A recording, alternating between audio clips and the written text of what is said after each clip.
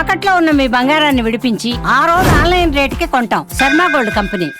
ప్రేక్షకులందరికీ నమస్కారం. నేను గీతాంజలి. ఇవాళ మనతో పాటు ఉన్న అతిథి శ్రీ విద్యా ఉపాసకులు క్రియాయోగి ఆదూరి ఉదయ భాస్కర్ గురువు గారు. వారితో మాట్లాడదాం. గురుగారు నమస్కారం అండి. నమస్కారం అండి. చాలా సంతోషం, మీ ఆశీర్వాదాలు. అమ్మవారి యొక్క అనుగ్రహం. చాలా సంతోషం. అమ్మవారి గురించి 40 రోజులు దీక్ష చేశాం. ఆమె దర్శన భాగ్యం కలిగింది. అలా అయితే మిమ్మల్ని దర్శించడం మా అదృష్టం. సాక్షాత్ అమ్మవారే.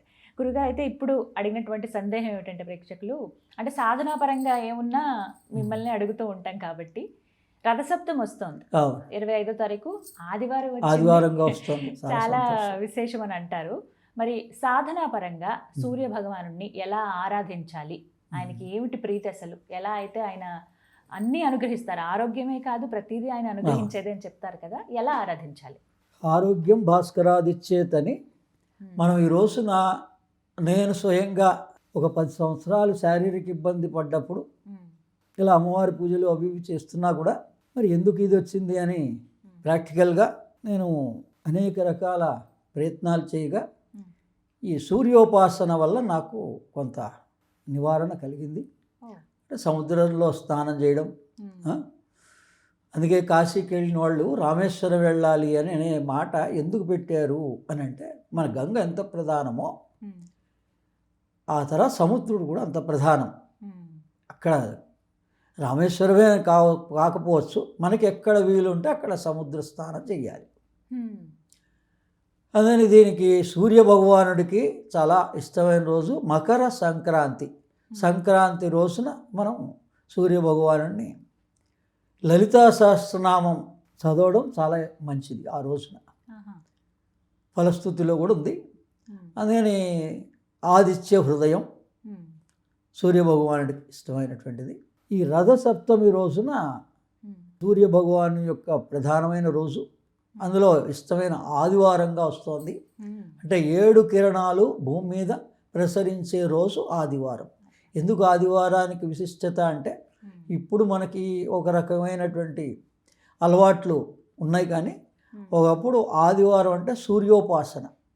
అంటే మధ్యాహ్నం వరకు కూడా కొద్దిగా ఎక్కువగా ఈ పదార్థాలు అవి తీసుకోకుండా ఉపవాసంగా ఉండి మధ్యాహ్నం నుంచి పళ్ళ రసం అవి తీసుకొని ఈ సూర్యోపాసన చేసేవాళ్ళు.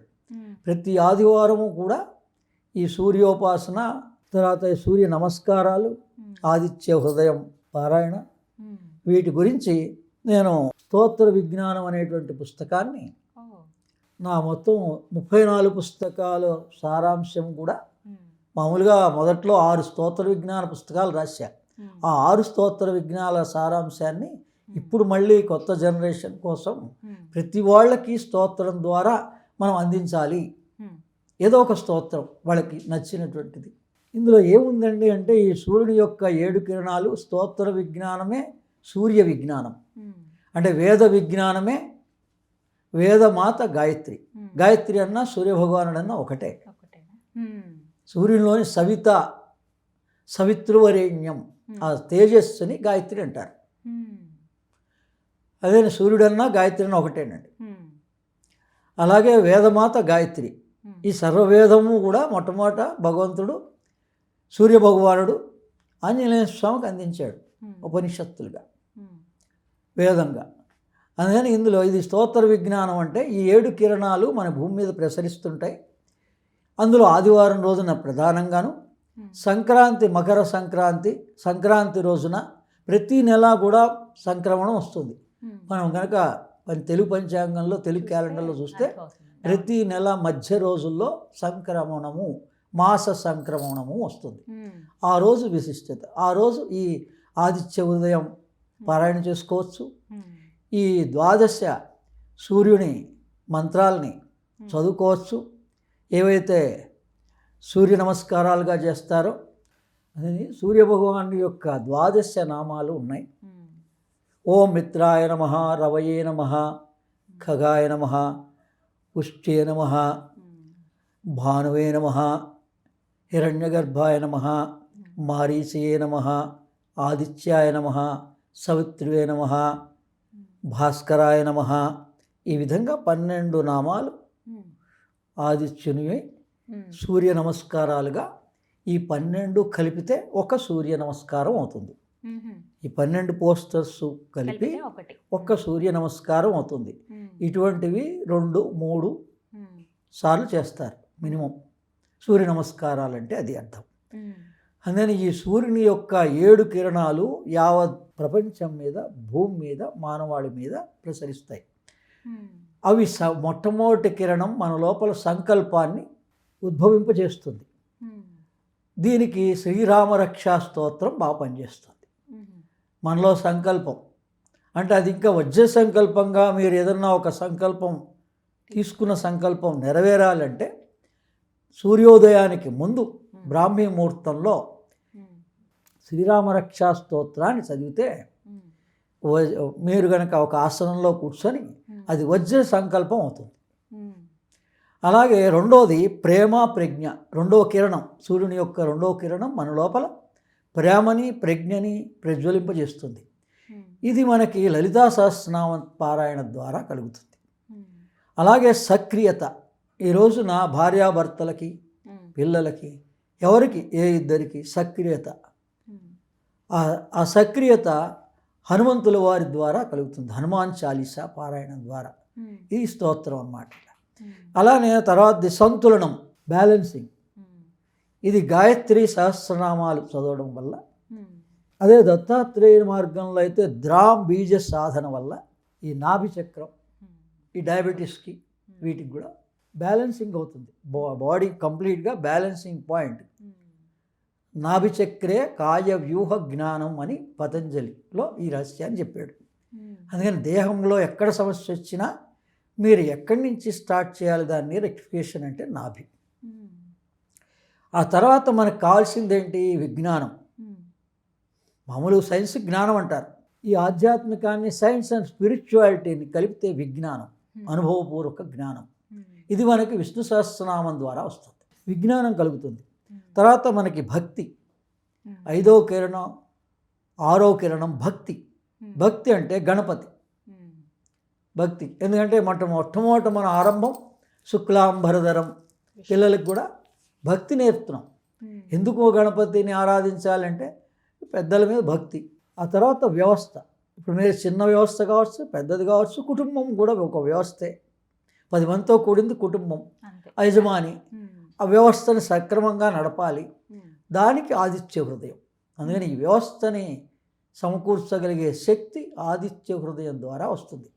ఈ విధంగా 7 కిరణాలు సూర్యుని ద్వారా మన భూమి మీదకి, ఈ గ్రహాల యొక్క శక్తి కూడా ఈ ఆదివారం రోజున ప్రసరింపబడతాయి. అందుకని మనం ఆ ఆదివారం రోజున మనం సాధ్యమైనంత వరకు దాన్ని స్పిరిచువల్గా ఎంత ఉపయోగించుకోగలిగితే మేము అవసరాలు, మేము కోరికలకు కూడా నెరవేరుతాయి.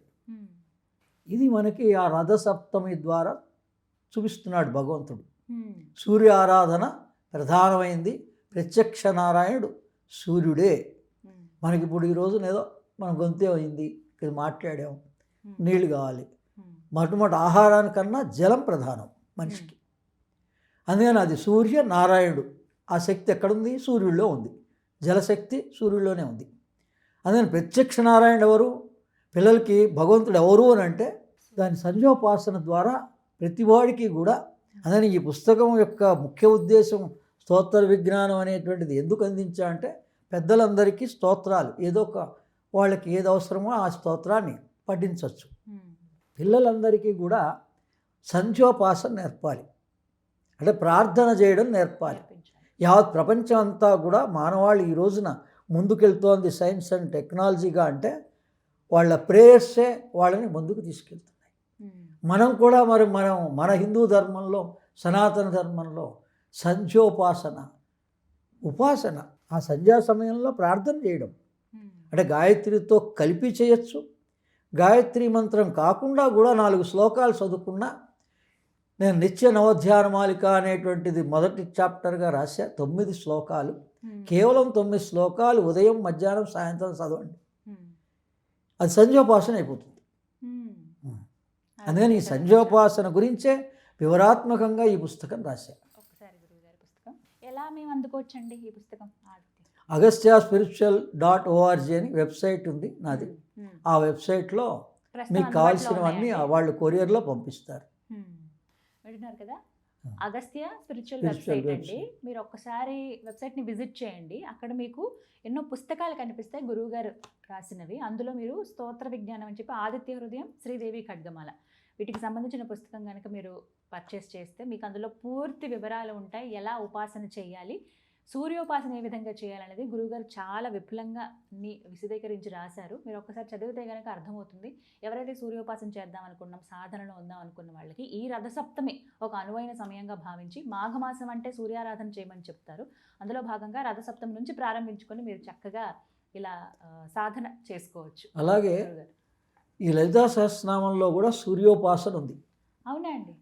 అంటే తాటంక యుగళీ భూత తపనోడుపమండల అనేటువంటి నామం ఆ, అమ్మవారు ఉమ్, చెవులకి ఒక కమ్మ సూర్యుడుగా, ఒకటి చంద్రుడుగా, మండలాలుగా ప్రకాశిస్తున్నాయి అని ఉమ్, రహస్యంగా చెప్పింది. ఉమ్, అందులో హ్రాం హ్రీం సహ, ఉమ్, హ్రాం హ్రీం సహ అనేటువంటి ఒక మంత్రం, సూర్యోపాసన మంత్రం ఉంది అందులో. ఉమ్, అందుకని అది గురుముఖత మీరు తీసుకొని, ఉమ్, లేకపోయినా ఇది సూర్యుని యొక్క రహస్యం ఇందులో ఉంది అని భావించిన ఉమ్, ఆ నామాన్ని మీరు మొత్తం పారాయణ చేసుకుంటూ ఉమ్, ప్రతి చరణానికి ముందు ఉమ్, ఈ నామాన్ని చదవాలి. ఉమ్, తాటంక యుగళీ భూత తపనోడుపమండల అనేది చదవాలి.